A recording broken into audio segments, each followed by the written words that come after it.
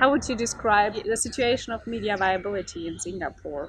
No, not in your region. Yeah, in Southeast Asia. Yeah. How would you describe the situation? It's actually really bad and getting worse. And the main problem is authoritarian governments trying to severely curtail and restrict freedom of speech and freedom of expression and freedom of inquiry in Southeast Asia. And they do this in one of three ways. One is that governments pass regulations which give them control over the media, right, and restrict freedom of the media and restrict what the media can and cannot say. Another is to own the media, whether governments own them directly or through proxies, through establishment interests, oligarchs. What you see in Southeast Asia is many newspapers, media platforms, online as well, getting owned by establishment interests.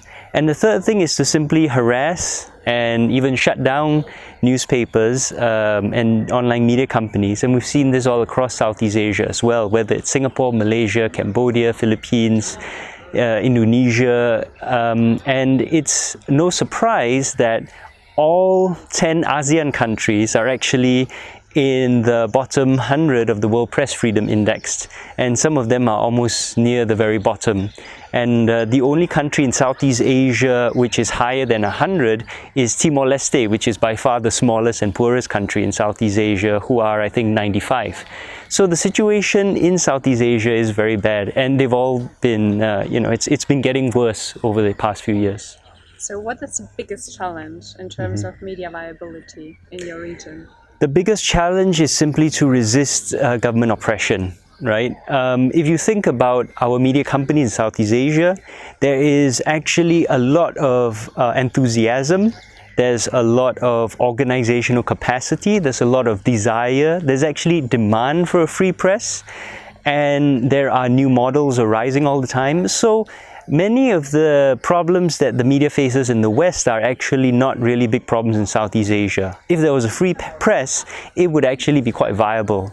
The big problem is that governments are shutting us down. Authoritarian governments don't want people speaking the truth in Southeast Asia, and so they're making our lives very difficult in very different and increasingly very sophisticated ways, whether it's through the legal system, whether it's through the tax code, whether it's through bureaucracy, or whether it's through proxies, whether it's through online, allies attacking media. There's a huge spectrum of ways that governments are making lives very difficult, and that is the biggest challenge.